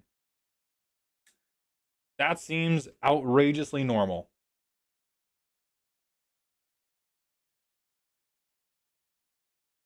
Instant and sorcery spells you cast with mana value 4 or greater cost X less to cast, where X is the Scarlet Witch's power. Okay. I just want to say I did not deserve this gift, but I will accept it. That's stupid. That's stupid. I can't be trusted. I don't think I'm ever putting her in the command zone. But for every Izzet deck ever, that's diabolical. Mono red fucking Prismari mages need to die. No. No, we don't. Team your bullshit. Speak not of the Night Yorb, MLP. I can't put her in Shantoto, though. Why not? Yeah, you can. What spell is the most silly with her? I don't think there's any one spell that is the most silly. I think what it makes very good is now if you were to put her in the command zone. Oh, because you have to spend mana. Yeah.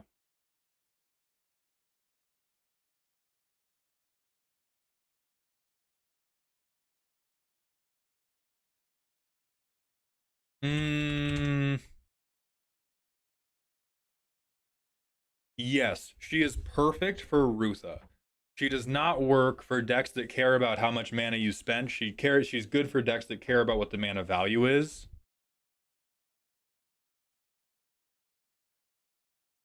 What does the thing do? Nothing. What does Tigra do? Nothing.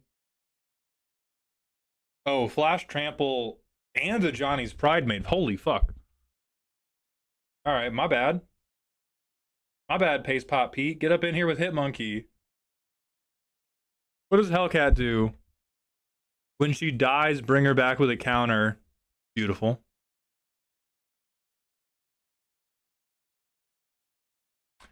No, Alec, man, I missed it.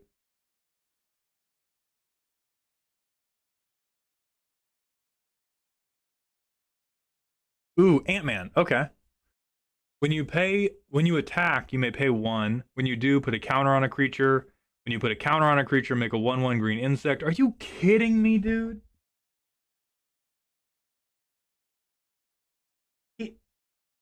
This is what we do with Paul Rudd, man. This is such a... I hate this. I hate this. This is so... It's just so normal. It's just so upsettingly normal. It's not broken. I mean, I'm sure somebody thinks they can break it somehow. But it's just so... He's just there. He's not climbing in butts. He's not exploding urethras like he should be. He's just fucking there.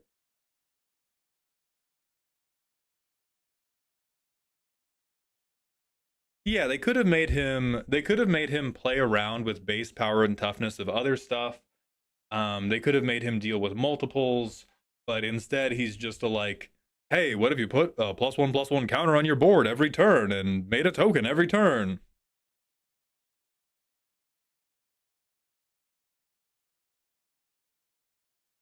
Oh shit, we got a Killmonger card? Fuck yeah. Okay, Golgari. On ETB, you can sack a creature. When you do, blow some shit up. And then you can buff him.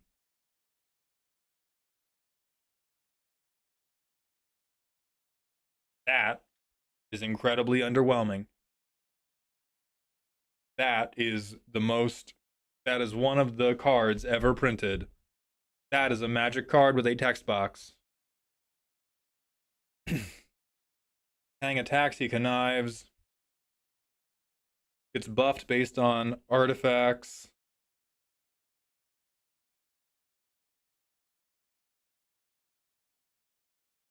What does King T'Challa do? We have an Azorius T'Challa. Whenever a player draws their second card each turn, you draw a card. Close enough. Welcome back, Fairy Mastermind. But what do you turn into at 6 mana? Double striking 3/3. He can't take damage, and he can draw more cards. That's... You know? Okay. Okay. If you took the art away and you just covered up the name and you locked somebody in a room until they could guess which character this was referencing, never getting there. I think it's actually decent. Like like an extra Fairy Mastermind that can, you know, be a mana dump later to draw you cards. That's not that bad. This is one of the better cards. It's just the same as Ant-Man, where it's like woefully uninspired. But good, solid, you can play it.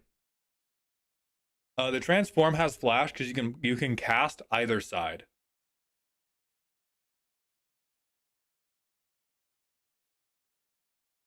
Scarlet Witch is very fire. Okay, Madam Hydra cares about villains. Hulk cares about powering up.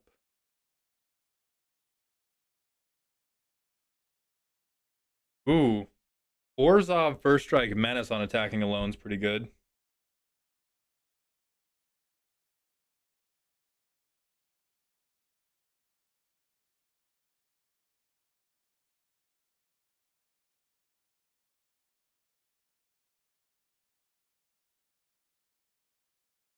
If damage would be dealt to Wolverine, instead that damage is dealt, but all other damage already dealt to him is healed. That has to be the easiest ruling ever that so many people are going to get wrong. It has to be. That's... Yeah, like you have to one... What the fuck does that mean? There we go. It just means that like only the most recent instance of damage applies to him. It sounds like a Reddit custom card. It's very easy to understand in practice. People are going to read this card, their brain's going to short circuit. It's very easy in practice. You just have to... If you deal any less than 5 damage to him, didn't fucking count, didn't kill him. Yeah, you have to one-shot him. Yeah, people are gonna see healed on a magic card and see that it's not a keyword, and they're gonna go, what the fuck? What are these motherfuckers talking about? Right, I thought damage was removed, not healed. That's part of what's gonna do it.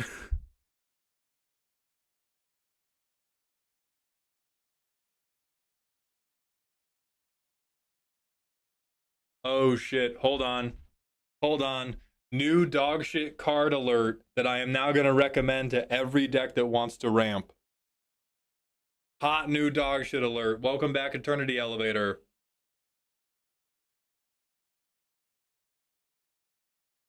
Yeah, Eternity Elevator. Thrawn Dynamo 2. Arc Reactor Boogaloo. It just sucks. I don't think that's true. It sucks a lot less in a Mana Rock deck. Well, okay, no. Listen, it sucks. There are a couple bad decks I play that it would be fine in. Yeah, it comes into play tapped. That hurts a lot. This is for like, you have to be ramping crazy hard in non-green colors.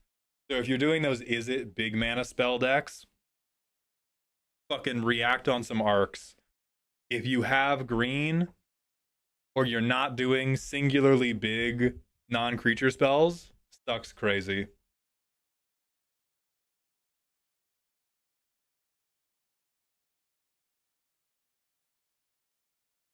Okay, scale of 1 to 10, chat. How overplayed do we think this is going to be? It's not 0 for sure. Anything that modifies maximum hand size is going to catch some people lacking. 10, 7, 11, 0. You're wrong, Mikey. 11, 10, 8, 10, 6, 10. I swear to God, if this card costs over $1, if this card costs over $1, that will be the canary in the coal mine. This is horseshit 9. This is so bad.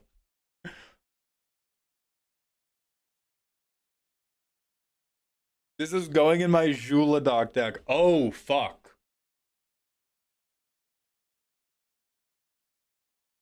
Uh, oh no. Yeah, never mind. Never mind. That's my fault. Yeah, the Eldrazi players are about to fucking flip shit over this thing. $50 card until people realize it's terrible. No, it's gonna be like a $30 card off the back of Eldrazi players who shove every expensive colorless card they can into the deck.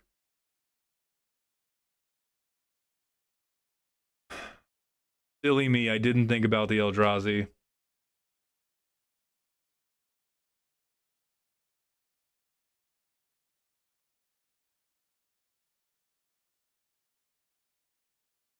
I am about to warp to draw with Tanuki. That's fine, bro.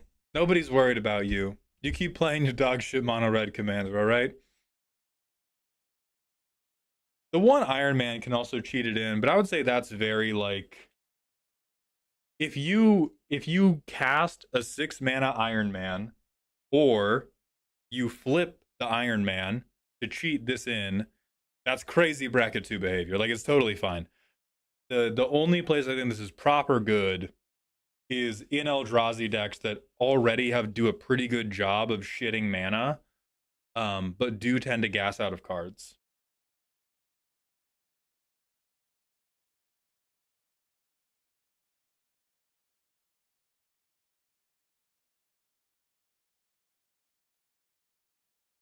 Kona decks could do it. I don't think Kona decks like it's okay. Perpetually tired. Thank you for the 13 months at tier 1. Welcome back to the dog home. Another entry in the my whole goal is to shout a number as loud as I can as many times as I can genre of cards. Fuck yeah. I'm gonna say something stupid, but this should have hexproof. That was stupid. Good job, Army Hitch. No, no, no, no, no. No, it should not have hexproof.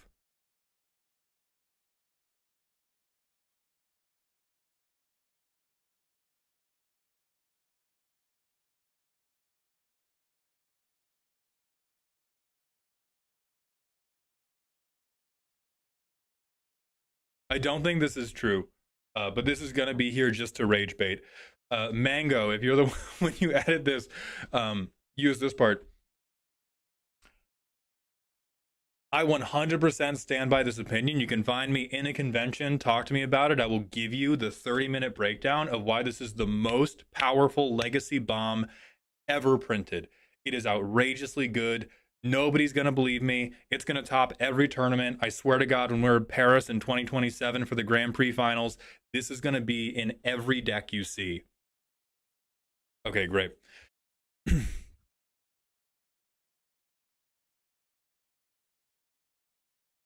Damn magic power creep. We got 1 ring in the Lord of the Rings. Now we got 10 rings on one card. What are we doing? What are we doing, Wizards of the Coast? We're gonna have 100 rings.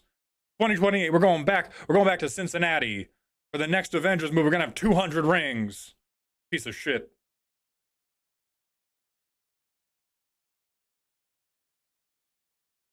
At what CMC would you not call this effect dog shit? 6? Uh this type of effect, it's always really hard to tell. Because you're basically like it is just a removal check. Like even at 8 mana, this card's crazy good if you get to keep it. It is less of a cause and effect relationship with how much it costs and more of a cause and effect relationship with how likely is it that your opponents have artifact removal. Because if your opponents don't have artifact removal and you play it in bracket 3, it's fucking busted. Fucking busted. It's really good. But if you play it in a format where people have artifact removal, this is just you have committed multiple cards to cheat this in, and then your opponent uses 1 card and you get nothing. And then it becomes really bad. I'm having such an issue seeing how it's a problem. I would move the definition away from problem. Like think of it as a good thing. It's not that again, it is on this slide for rage bait.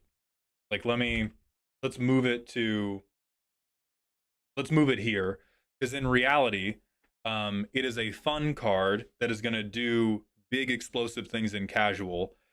The reason I say it has really high variance is because like either you get 8 mana naturally and you cast it, and then you're in a situation in Commander where you have a lot of resources to spend, and you now have a lot of cards to spend those resources with, or to spend those resources on, or you dump your hand early. Think of it like when the Reanimator player discards turn 1. Endstone's not a good comparison. This is much better than Endstone. This is outrageously better than Endstone. This card takes the Endstone, does a little cock ring formation around it, and squeezes it until it pops. I'm so sorry for that visual, but that's what popped into my head. It cracks the egg on the Endstone. Because the Endstone, you're still flying by the seat of your pants. This is, if I get to I'm so sorry. if you get to stick this, you're good for like the rest of the game. But because it's a massive, highly shootable artifact, it's really likely that you don't get to stick this. And if you try to stick this and fail, worst card ever. Incredibly bad. So we will see. It is always going to be really, really pod dependent, but if you think you could pull it off,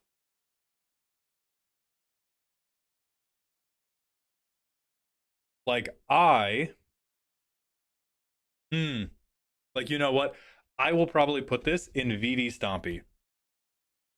Like, if you can make a lot of mana and you just want to slam a bunch of big mana threats, shove it in. Shove it in. Nothing can really go wrong. Because either you get the big effect or you have drawn removal. I wouldn't put it in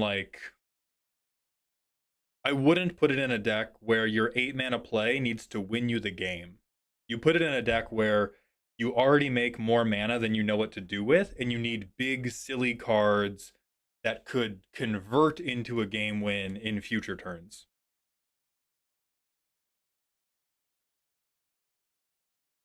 But what about the Sonic flavor? Sonic flavor is pretty good on this. Okay, did we miss anything, or are we done here? You know, honestly, Elf Ball could play this. I don't think it's great for, like, the problem with Elf Ball is Elf Ball, you would rather spend 8 mana to win. Elf Ball, if you have enough elves to make 8 mana, you play Craterhoof and you kill the table.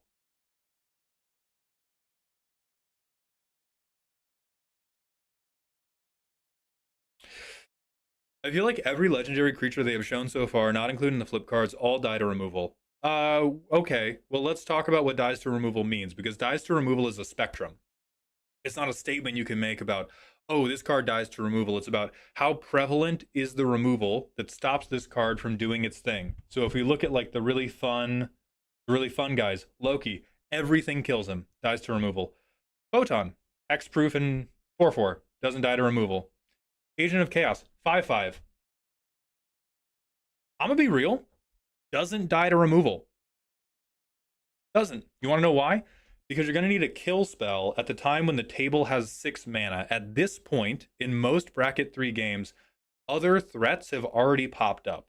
People have probably used removal on other more deterministic threats, and a lot of tables are going to risk it that you just whiff on the gamble. So it's like, yeah, it's not hexproof, but it doesn't die to like random combat damage that easily because she has 5 butt. If you try to target it, it's very possible that they have instant speed protection or can like double cast stuff to do it. So like not really. Like Storm doesn't really die to removal because she's not worth removing until they do something crazy. And at that point, you've probably untapped and you have protection again. Like sometimes a card being slightly weaker makes it not die to removal. And then there's hold on, and then there's Hitmonkey, who just doesn't die to removal. Bro is unscathed. Bro does not mind.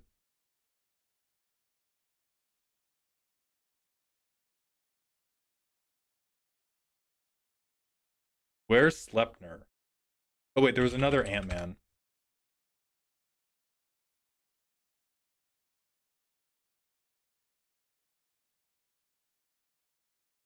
Where's the other Ant-Man? Come on.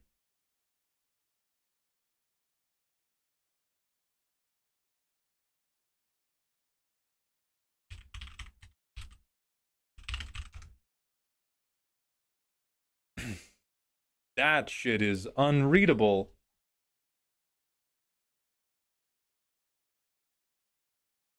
Shove it, nothing can go wrong.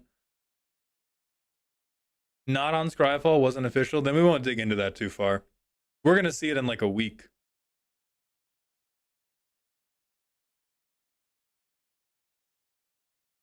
Lila, I like your description of the 10 rings. The 10 rings is for every deck that wants to make 8 mana to only kind of win. There's a couple archetypes that do that. Simic Bullshit Go, Eldrazi, Is It Big Spells. But you only want to play this if you want to make 8 mana before you start trying to win, and you don't want to deterministically win once you get to 8 mana. So if you're in like Elves at 8 mana, you should have just killed everybody. If you're in bracket 4, you should kill everybody before 8 mana. But there's a little slice in bracket 3 where this is like a very funny bomb.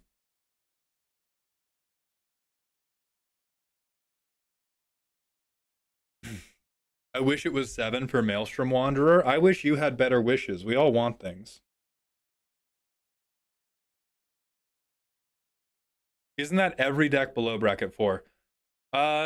Not particularly. Like I said, Elves, I think a lot of go wide decks, it can feel like noodly. Like your deck can feel a little bit too noodly. Maybe you put it into Dig for the game-winning bombs.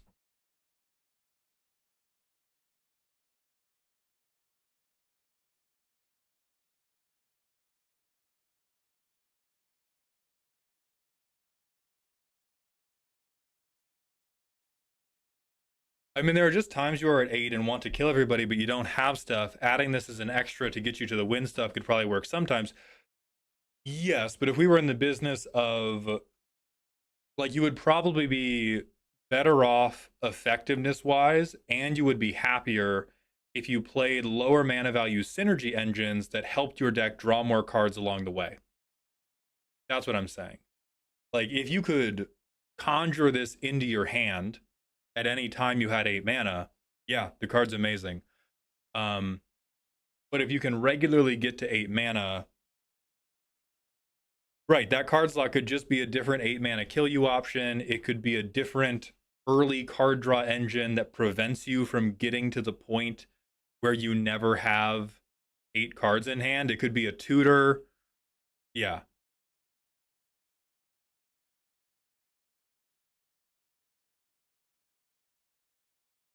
Okay. This is going to be where we end it for today. Thank you all for coming. We'll be live again tomorrow, likely doing some more variety stuff, but I don't know exactly what yet. We're going to find somebody to raid, and I'm going to pull up the Bald Kai message.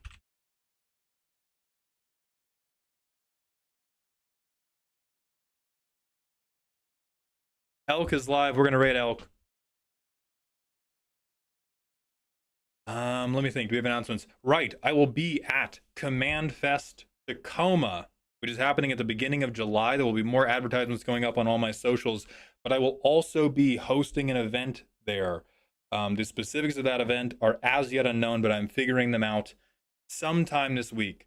So if you're going to be in Command Fest Tacoma, prepare to see me there. Thank you all for being here, and I will see you tomorrow. Knack Will, thank you for the Prime sub.